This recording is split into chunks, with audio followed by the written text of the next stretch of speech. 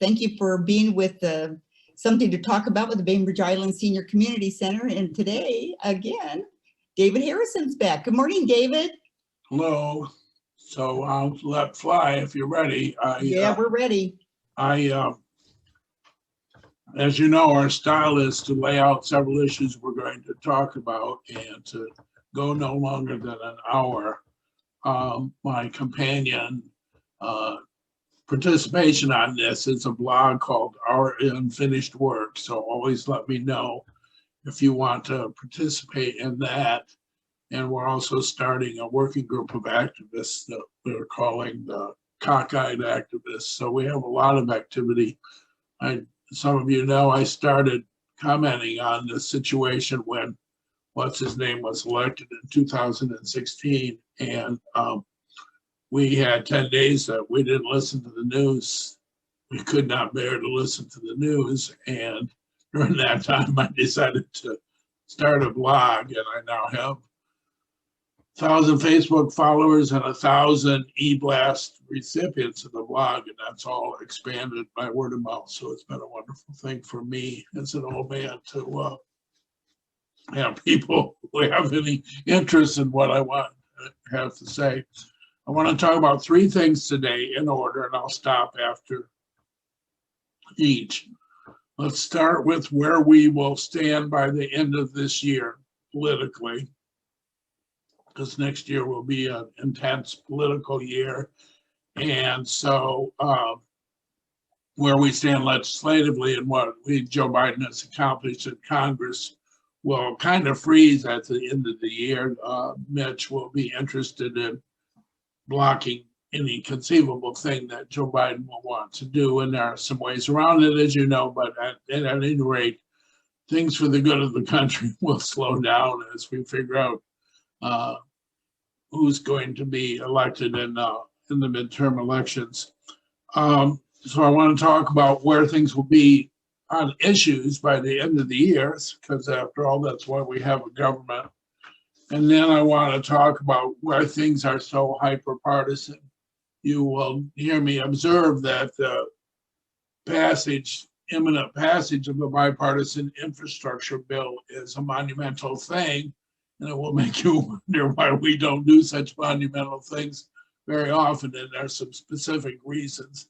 So I want to talk a little bit about the hyperpartisanship that has grown in Washington and why it has, what we can do about it, and then I want to end up with the growing, though still modest, schism in the Republican Party, and how those of us who do not support Mitch or Trump can take advantage of that schism. So those are my three topics, and I'll do one and I'll stop, and then I'll some of this for you veterans will be material that you're well familiar with. So Joe Biden promised a lot of things when he became president, and as having been vice president in the past and having been in government 40 or 50 years, he's nothing if he's not a planner. And all this stuff that he's done, including multiple executive orders and reconnecting with NATO and renewing the Paris Accords and having 60 executive orders on the environment and appointing a whole bunch of adults to be in charge of departments and believe in the mission of the departments all at once. None of those things are accidental. But the American Rescue Plan, which was the basic infrastructure, the basic COVID-based bill, they passed through the reconciliation process. So they only needed 50 votes, and they got 50 votes thanks to Joe Manchin, and that's already happened. Biden is using all that and hoping that by the end of the year, he will be able to say that the economy is still growing at a 5 or 6% annual rate and that we have beaten COVID. As you know, there's a little bit of a blip on COVID because Biden needed 80% of us to get vaccinated rather than 70. And it's just the monumental stupidity of America that we can't do that. It's just breathtaking that a land of intelligence and plenty cannot figure out, in the face of a virus that is contagious and highly communicated through contact by people, and which is relentless and is not sorry when it comes into your life, that we can't figure out how to deal with that. It's stunning. But there's some new progress. There were 1 million vaccinations yesterday. There are half or so of the present COVID cases are in 7 relatively unvaccinated states. And in those states, of course, that will hopefully give people some motivation to respond. After the American Rescue Plan, now comes the American Jobs Plan, which is an infrastructure bill of $1 trillion or so, about half of it new money. And it's going to have somewhere around 17 Republican votes. As you know, this includes not just highways, bridges, a mammoth investment in public transit systems, big investment in Amtrak, water systems, including replacing lead pipes, electricity grid, broadband, but it includes America's first national investment in electric vehicle charging stations, $7.5 billion, which buys you, even at government rates, a heck of a lot of electric vehicle charging stations. Because as you know, you don't want to buy an electric vehicle and wondering how it's going to be as you head across Montana. It could be discomforting. So that's element number 2, and it's for all the whining in among certain Democrats in the House. It's a very significant bill, and the argument that it should be $2 trillion or something is silly. It's as big of a bill as Obama would have gotten if Republicans would have let Obama have an infrastructure bill. And the fact that Bernie doesn't like it is no indicator of how good of a bill it is. So in a minute, I'll say why 17 Republicans would dare to support such a thing. What else will we have by the end of the year? We might still have a bipartisan bill on police reform and accountability, even though there's hundreds of new state laws and local ordinance in the face of the George Floyd execution. There's been a lot of redefinition of what constitutes permissible force, but there's still a bipartisan bill that Tim Scott, the African-American Republican senator from South Carolina, has done with Cory Booker, and that might still pass by the end of the year. There's also some legislation that might pass having to do with chips and competitiveness with China. But we're almost done with the infrastructure bill, except for one thing that Democrats can do by themselves, which they were very much due, and that is the second budget reconciliation bill that will spend another ton of money on doing things that Democrats have long believed that we should be doing. The possible expenditure there is $3.5 trillion over 10 years, and one way or another, that would have to be paid for. So far, Mitch has been able to keep Joe Biden away from the Republicans' awful tax bill of 3 years ago.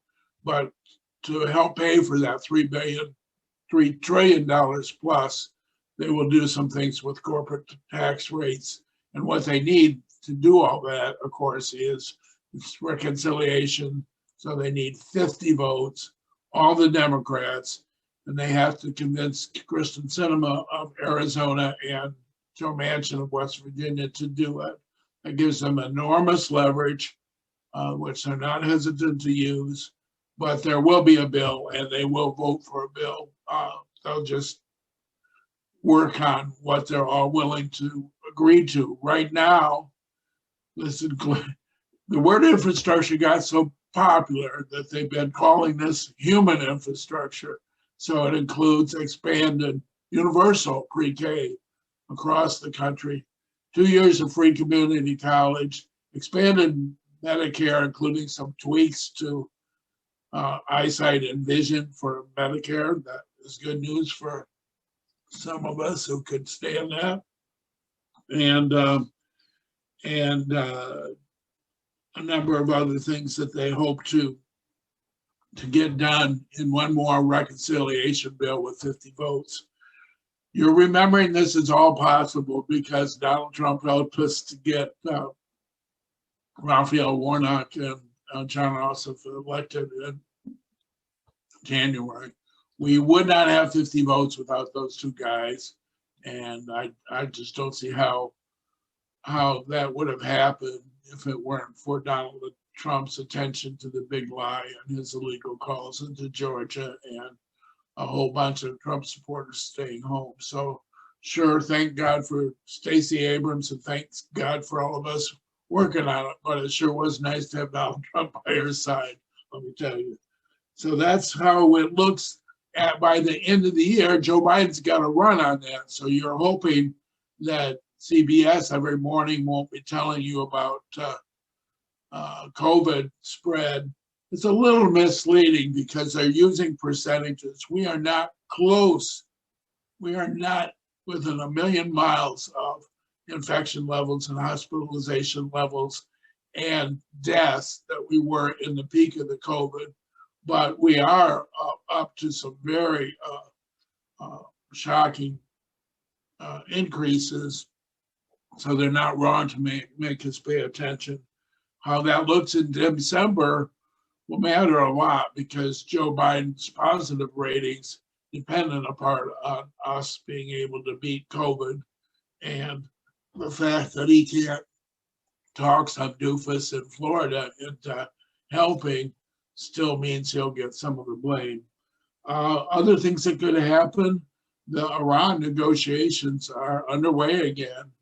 And I think in general, America supports a deal with Iran. Trump certainly didn't, but to the extent that it can be established that it delays substantially Iran getting a nuclear weapon, it would be a good thing. And the reason Iran's willing to play is they're really hurting economically through the sanctions.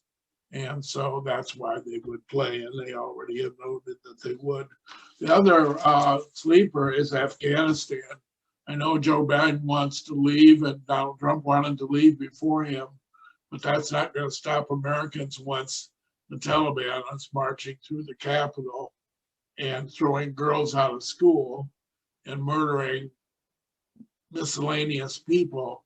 That's not going to make us real happy. So we're all happy to get out of Afghanistan, so we see the results. And that will be something Republicans use against Joe Biden, even though Donald Trump himself wanted to leave. So that's where we stand. Before I get on to why are things so hyper-partisan and how we can take advantage of the Republican schism, are there questions, thoughts, and concerns? Reed. Well, I just wonder, I'm sure that everybody expects that the federal debt limit will be raised, but how much of a stink are the Republicans going to try to make out of that process? And is there an expectation that that the Democrats will have to concede something to get the debt limit raised? So excellent question. So whichever party in power has always had to deal with, since we don't have balanced budgets and haven't had for years, ultimately the debt ceiling has to be raised, and especially so ever since Republicans passed the tax giveaway, the comfortable tax law that they passed, and then of course in the middle of the pandemic, tax revenues stopped coming in. So we need to raise the debt limit, and there is a way that Democrats can do it without giving away anything. It's just they don't want to. It's very painful.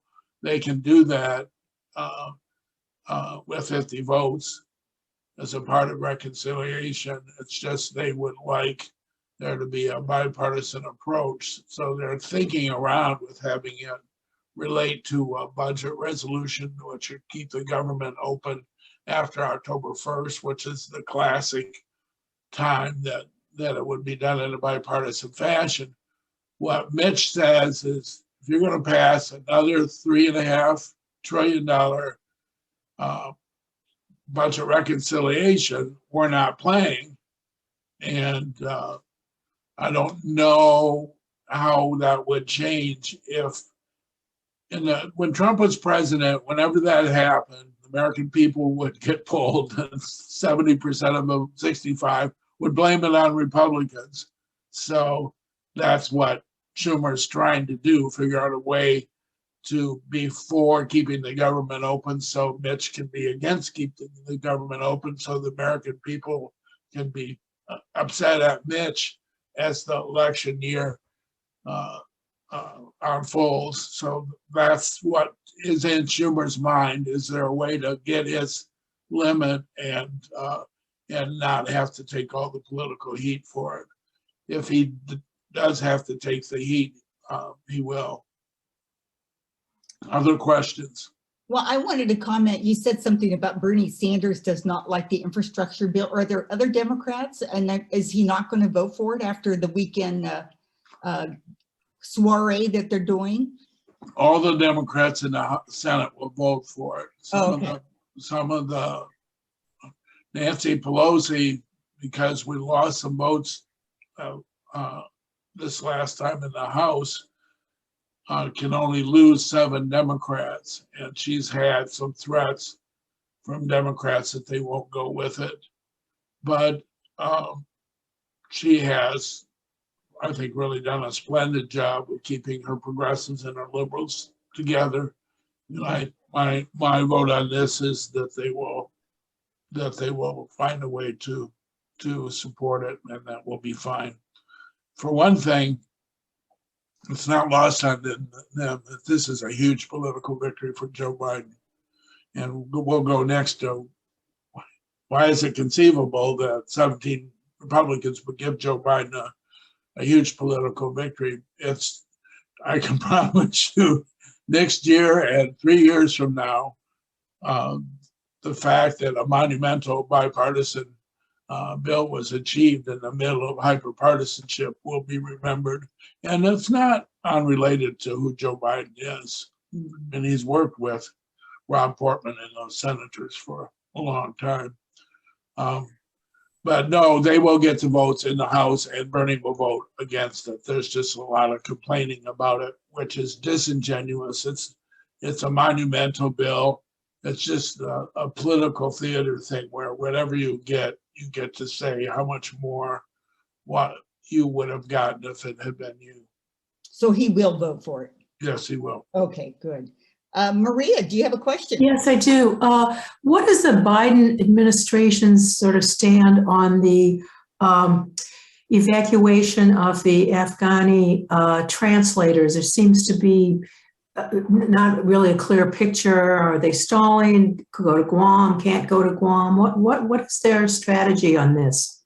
It seems the other day that we're moving along nicely. There's been, it's a classic news story. Loyal translator can't get out of Kabul. I saw a story the other day where a soldier from here, an officer, was trying to help get somebody out. So there's classic disorder. You have to worry about translators who are out in the provinces and not in Kabul. I read an article the other day that things have improved a lot, and there was a plane the other day that brought 200 folks out. So I have no independent knowledge of how well it's going, but the Biden administration's formal position is we will get everybody out who's facing such a threat. Years ago, actually in 2008, I taught 30 Afghan mid-governmental leaders from the provinces, and they were filled with dreams about what democracy could do. So this is heartbreaking. Let it be said that they weren't the elders. These were 40-year-olds mostly men who had read Jefferson and were doing the best they could. Yeah. One of them's in Portland now, and the stories he has of having faced assassination and so forth. But he's so funny. He said, everything I was able to do in my village was based upon what I learned at Taffin School. I thought, oh my God. Things A are powerful man, David. but they never had, we learn again and again that you cannot instill democracy without having the seeds of democracy. I think we also got distracted. I mean, as Bush's decision to make up a war against Saddam, I think Afghanistan would have gone much better if we had destabilized the Middle East and decided to attack Baghdad, because Dick Cheney felt that it was a good idea. Yeah, boy, isn't that the truth? Wow. Other questions about where we will stand by the end of the year, and then I'll go on to why we're hyper-partisan. That looks like it. Let's go on. Okay, well, so we're more. Many years ago, when I was but a child, I worked in DC for a coalition of congressmen and senators from both parties from the Rust Belt. And I also worked for the Republican governor, moderate Republican governor of Michigan, who was a dear friend of Dan Evans. And at that time, there was plenty of partisanship, but there were, of 100 senators, there were 85 senators who were interested in bipartisan bills. And now there are not, for the most part. And I want to say why I think that is. First, partisanship has a fully dedicated television station that it didn't have then. So not only is a Republican senator, worried about his constituents, he's worried what Sean Hannity will say or Tucker Carlson will say that will make his constituents mad at him. And let me tell you, it doesn't have to do anything to do with the actual truth. And the constant, Fox does that to make money. They make more money and have more viewers because there's the station of hyperpartisanship. Mm-hmm. And basically they're selling out America for some dough. That's why it's delicious that when Donald Trump called Rupert Murdoch, or Jared did, when Arizona was declared for Joe Biden, that Murdoch said he could go to hell. I wish Murdoch would say that more often, because Fox TV is killing bipartisanship in America. Secondly, certain candidates have more money if they're hyperpartisan. That's certainly true of Trump. So he's not making his money by saying we can work together in America. And he loves to have a slush fund. So he's got $100 million or so. And he wouldn't have $100 million if he was saying, well, some of these issues we can work on together. Derek Kilmer, our congressman, tells a story of he was traveling around with some Republican congressmen to see some defense installations, and they were having a hamburger afterwards. And he said, there's a number of things we've seen today that we can work together on. And the member across the table said, you don't understand. I ran with a specific promise to my district that I would never work with people like you. So that goes to the issue of how many swing districts we have. It used to be when I was in Washington that we had almost 100 House districts that could go either way, and did. You'd get fluctuation. Now, because of gerrymandering and redistricting, we have more like 50. And in that difference is 50 people who are now in safe seats who are more afraid of getting a primary from the right than they are of getting beaten by a Democrat. That's true on the other side too, safe Democratic seats. Rick Larson in Everett is not afraid of a Republican challenge. So what happened is we let Democrats and Republicans, most recently Republicans after we lost a lot of state legislatures in 2010 over Obamacare, we let them get away with creating a lot of safe seats. Ironically, what happened in Washington state is we traded. We got the Susan Delbene seat and the seat that was occupied by Denny Heck in trade, but making the Bellevue seat held by David Reichert more Republican. But we won that anyway with Kim Schreier. So yeah, we got the good deal. We actually cut a deal here too, Democrats and Republicans. And the lesson there is don't let the parties do the redistricting. There's 6 or 8 states now that have taken it away from the hands of political parties, and that is a good thing. That's making us more hyper-partisan. And so has social media. The other day, 20% of them, all Americans, said they get their news from social media and all of the time, and 50% said they do it some of the time. Here's the news. There is no news on social media. If you get your news from social media, you're a crazed person. You're uninformed.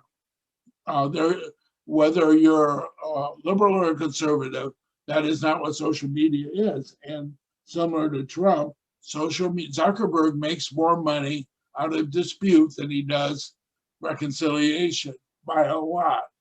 The Facebook formula is the most eyeballs you can get, and you get eyeballs out of rage and dispute, and by not blocking disinformation. The story of how Facebook did not step in during the Russian disinformation campaign of 2016 is an awful story in American history, and not incidentally could arguably have given us an awful, malevolent, mean-spirited, non-functional president who almost destroyed our country. Yeah. So social media is an issue, and that's all about disintermediation. Disintermediation means when we were growing up, there were certain trusted sources that if they said something, we generally believed that they were telling us the truth about vaccines or any other such things. Here's a story that wasn't so great either. I mean, for a long time, there was a party line on the Vietnam War that made it sound like we were doing a lot better than we were. So you could hope for more trusted sources, but social media doesn't have any. The only good news about this is New York Times, others during the Trump era have grown in strength, and so some national newspapers have developed a standing, and so all these things are issues that make us more hyper-partisan. The number of swing districts being a huge one. In each state that we live in, we should be for taking away redistricting by initiative from the parties and even the Democrats, in my view.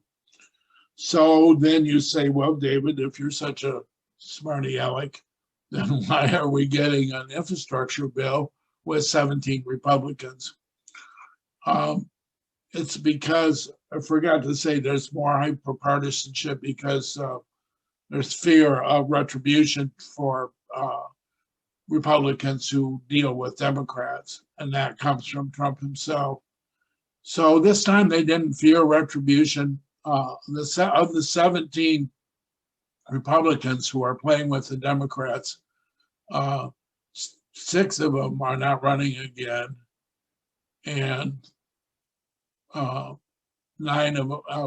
them are not running this time, and only 3 are running and are subject to him saying, well, I'll run a primary opponent against you. And one of them already knew that. That's Lisa Murkowski. The other 2, John Hoyland of North Dakota and Todd Young of Indiana, know that that's not true, and that Trump should have his head examined, but Trump would have to have his head examined to run primary opponents against people who have supported him every step of the way. So one of the issues is it's hard to do retribution when you're talking about infrastructure. It doesn't go to the heart of what Americans feel about politics. You could be a Republican who wants to be able to drive across the bridge without it falling against the water and the water. So it's pretty easy to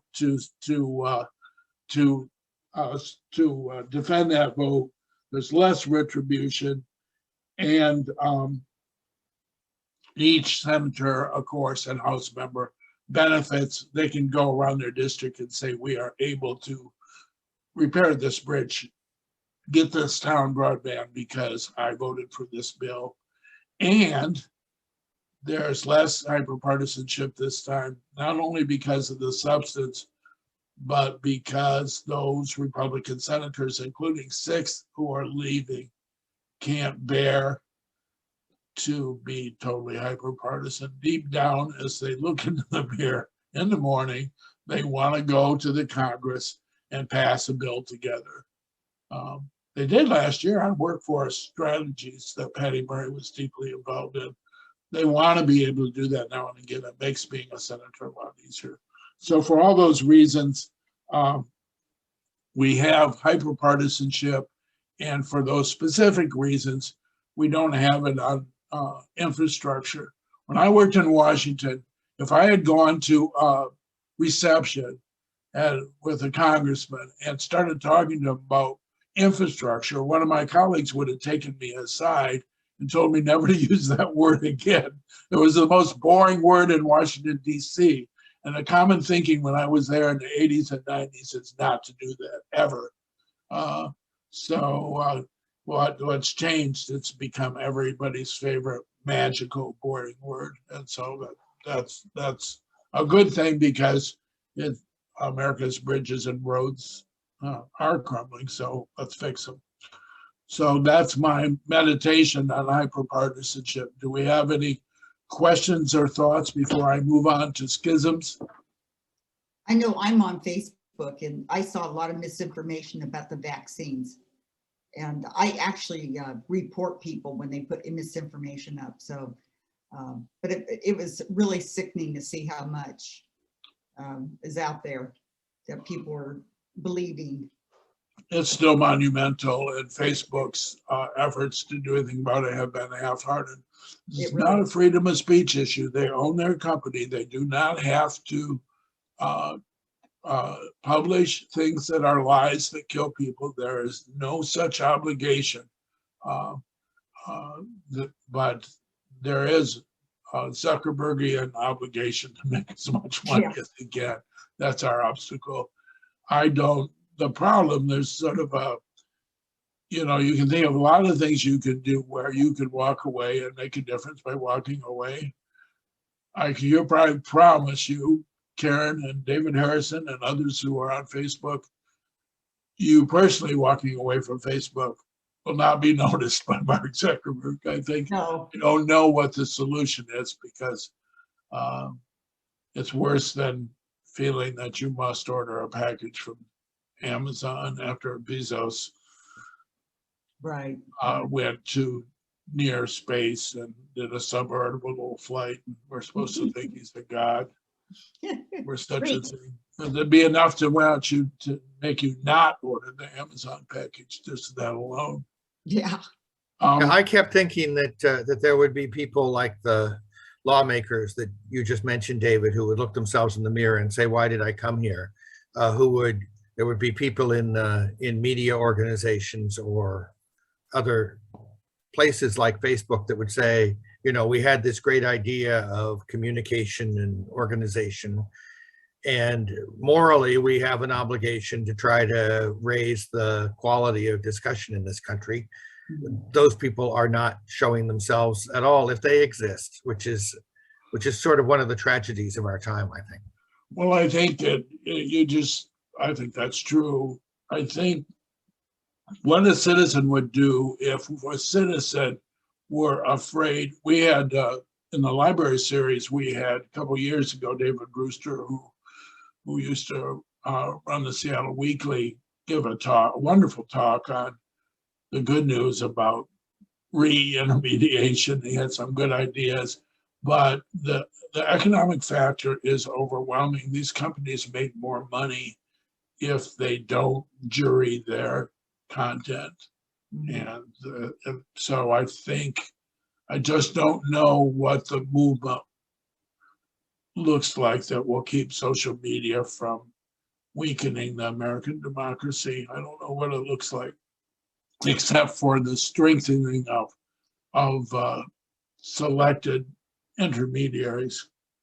And I do believe, I'm sure there are a lot of conservatives that don't count the New York Times as a intermediary that is on the fairness list, but I think it has done monumental work in sorting out, like, Trump's 6,000 lies and so forth. I don't know where we're going on this. I don't feel good about it. I would like to require every 20-year-old in our country to read a newspaper. My own sons do not subscribe to a newspaper. They're intelligent young people. They read the news online, but the trouble with reading the news online is you only read the things that you had meant to read.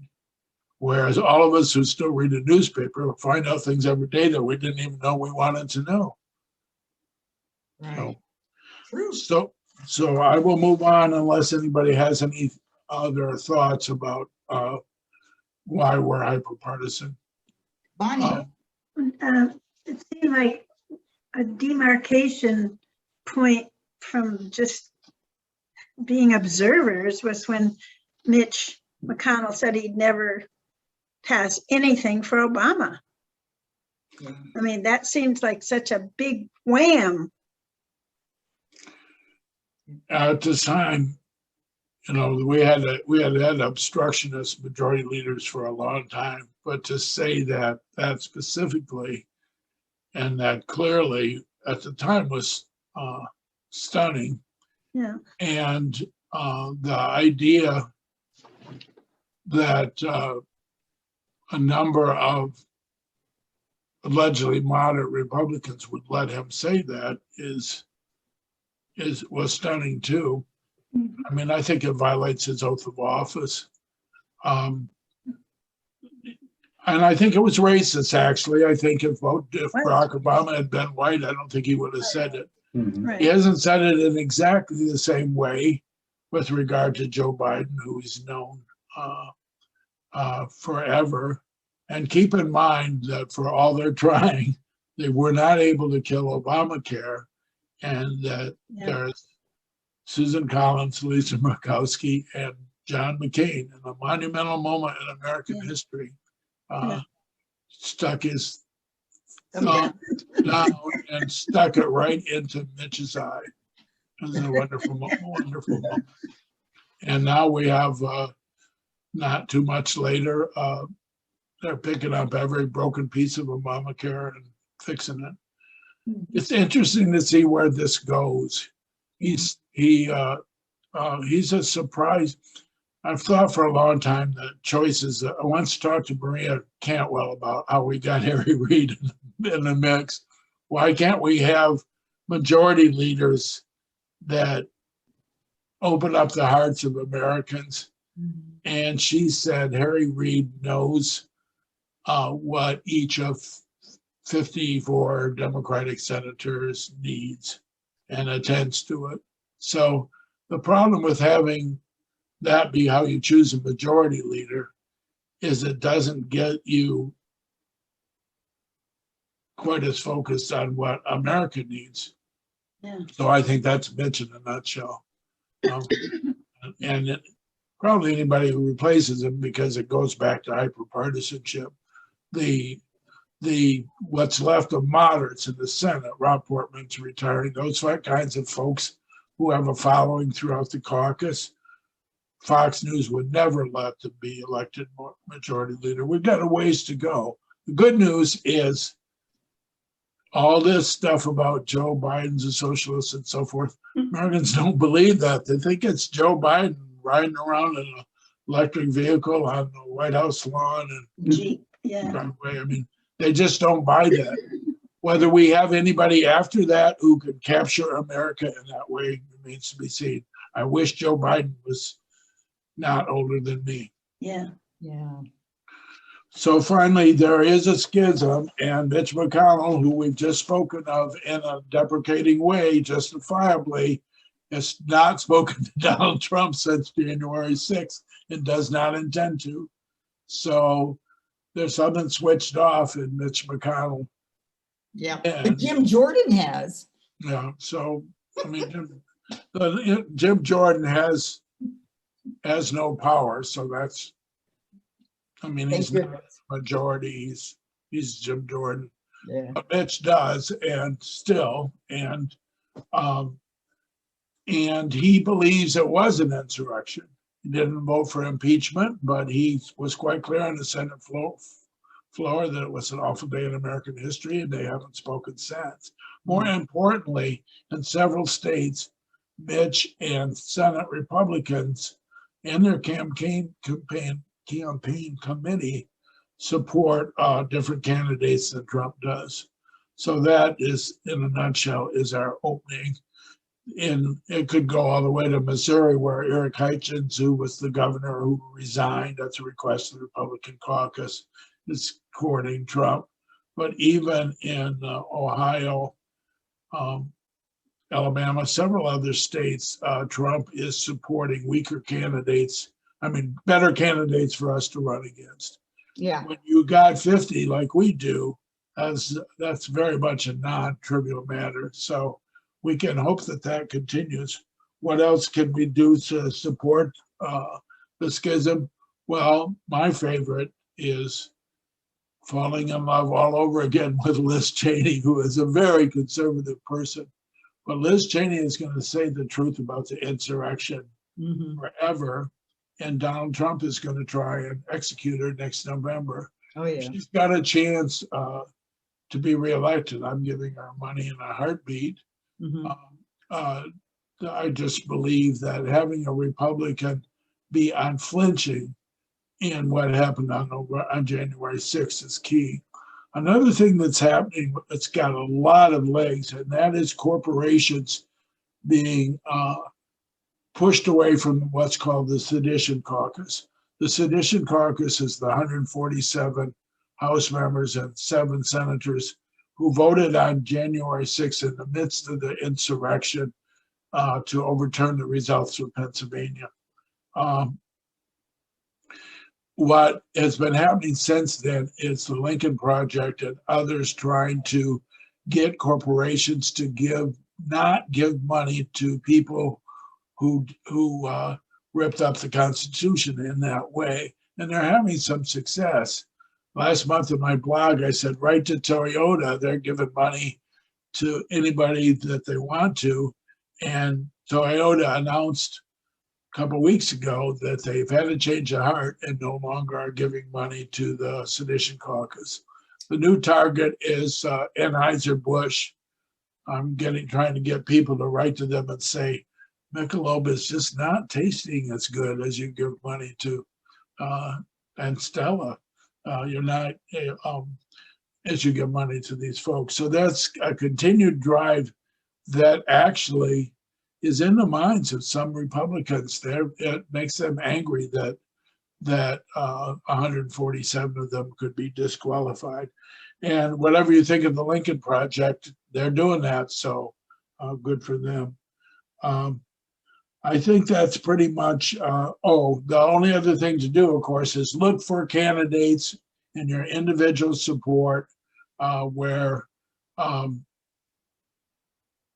look for candidates with your individual support where Trump is causing a schism. So if you read in Ohio that a weak candidate is emerging, that Trump is loving because that candidate licks his boots, but they're giving up on the opportunity to run the more viable candidate, then Ohio's a great place to give money. You're looking for places where somebody further to the right is being selected by Trump and opening up more middle of the road voters for us to get us to 55 senators after next November. Yes. questions, thoughts on any of these matters? That's my thoughts, my unbiased, shy thoughts for the day. Biased and shy, yeah. Anybody? Oh, Lawrence. Yeah, I'm just curious. This is a little bit off the subject, but this I'm a Kamala Harris fan. I'm wondering what's happening with Kamala Harris. Are they keeping her out of sight, out of mind, out of sight, or what's happening with her? She's not been in the news much. I don't think it's Biden's intent to keep her out of anything. She travels a lot. She's doing the immigration thing. She's got a couple other major assignments. I think there was a little dust up a couple months ago about whether a couple of her staffers think that office is well run. It's pretty common stuff for the press, if the president is doing well, to do the obligatory story every couple of months on, is the vice president doing well? But I do think that she has yet to take hold in a way that it looked like she was going to right after she was elected. I thought all that inauguration programming that they did with the both of them, of course, I'm a sucker for that kind of thing, but I think she did well, and I don't think she is getting very much traction. And that doesn't mean she can't. It's hard to get oxygen when a president is trying to set up some themes. Some of these days, I'd like her to be on the White House lawn by herself rather than 6 steps behind him. Yeah. And for a long time, it was 6 steps behind him and with a mask. So I'm hoping that, I mean, Obama got that with Joe. And Joe reportedly gets that with Kamala, but I would like to see a lot more of it. But right now, she's not protected at all over being, our heir apparent 4 years from now. There's any number of Democrats who like her as a person, but would be willing to run against her in the primaries if it comes to that. The person I'm worried about is the former Republican governor of South Carolina, Nikki Haley. I think Nikki Haley's got, inexplicably, and she's got unearned moderate appeal. So we have got to make sure to have a good candidate 4 years from now. And I don't think Joe Biden's going to be running at 82. I agree. I don't think so. Well, in Joe's cautionary way, maybe the scenario is that after the midterms, that's Kamala's chance to show up and be present if she's going to make a run for it. Yeah, I think it's when if you're a president, you're thinking, just how exactly do I do that? And I think it's not easy to say, hey, news media, look at this person instead when you're the president. But I do think it's important that he establish his agenda firmly. And I think he has done that. His numbers are still solid, strong, not quite as high as we would like, but there's not a groundswell for Donald Trump, for instance. You could say that the best thing that could happen to us would be Donald Trump running against us. There was all this talk about DeSantis. He's got a quarter of the COVID hospitalizations in America. That can't be good. So I don't know what will emerge on that side. But I do know that we have a good shot at picking up 5 or so Senate seats this time, which would really help. And to give Nancy a little stronger majority. We have to get back to that table. Even with my 2,000 followers, I definitely feel there's a lull out there. And I hope we get back off the couch pretty soon. Yeah, get energized. Yeah. Absolutely. So, all right. So, So thank you, young people, for your time. We'll do it again in a month. Excellent, David. Thank you so much. Talk to you soon. And have a great weekend, everybody. Well, Thank you. Thanks.